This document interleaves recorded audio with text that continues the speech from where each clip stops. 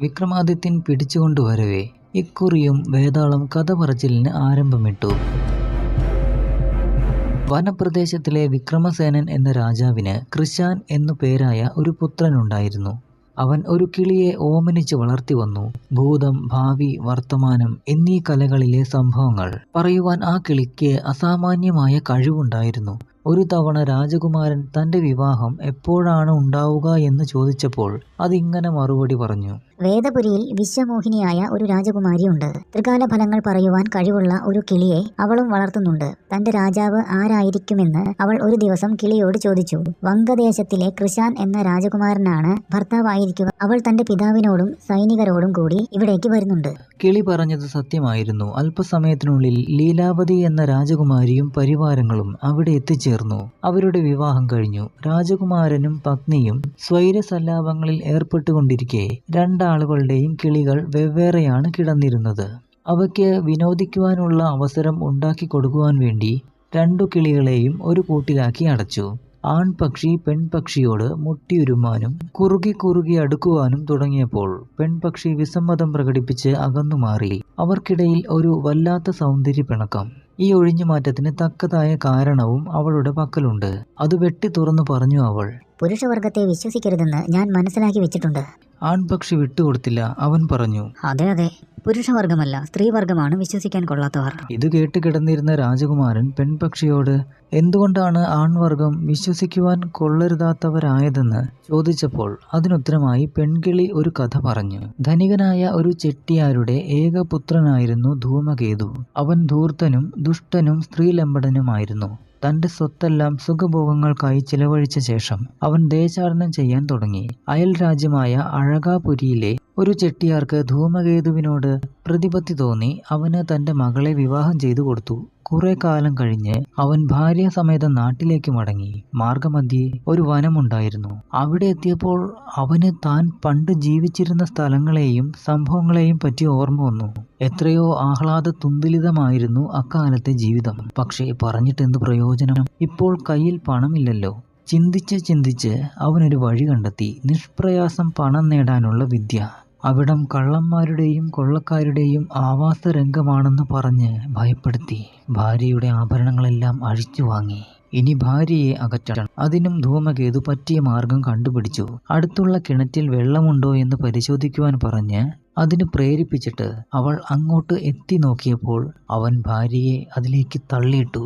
പിന്നെ ധൂമകേതു ആഭരണങ്ങളുമായി ദാസീഗ്രഹത്തിലേക്ക് തിരിച്ചു.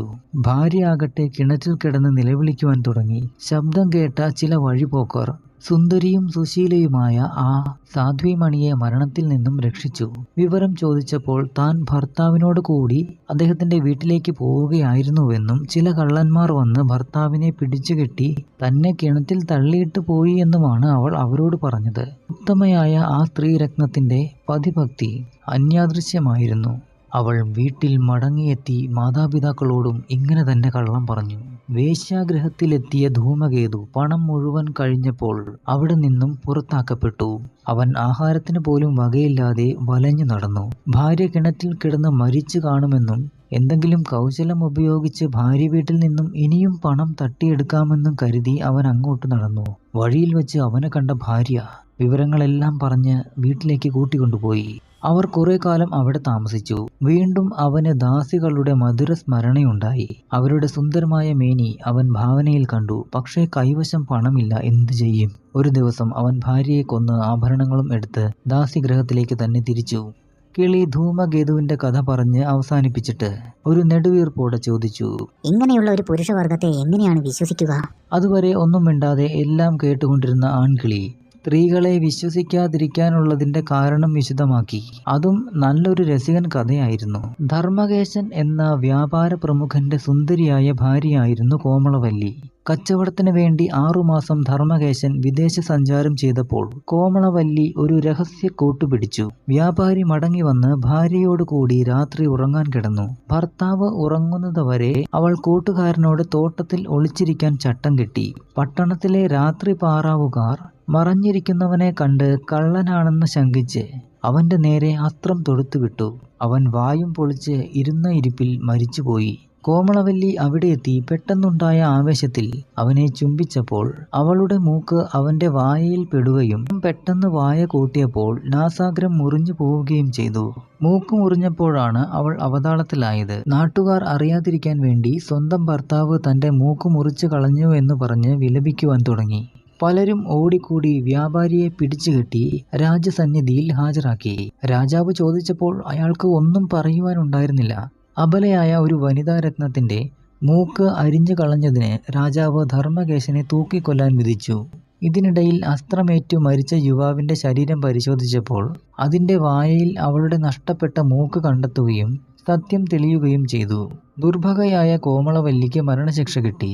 ഇതാണ് സ്ത്രീകളെ വിശ്വസിക്കാൻ കൊള്ളില്ലെന്ന് പറയാൻ കാരണം. ആൺകിളി കഥ അവസാനിപ്പിച്ചു. വേതാളം വിക്രമാദിത്യനോട് ചോദിച്ചു,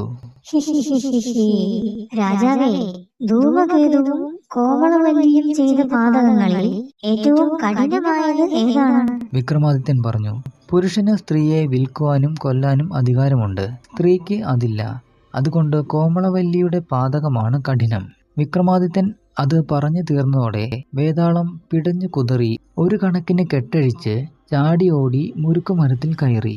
വിക്രമാദിത്യന്റെ ഉത്തരം അംഗീകരിക്കാൻ പറ്റുന്നതല്ല എന്നറിയാമല്ലോ. ഒരുപക്ഷെ ആ കാലഘട്ടത്തിൽ അങ്ങനെ ആയിരുന്നിരിക്കാം.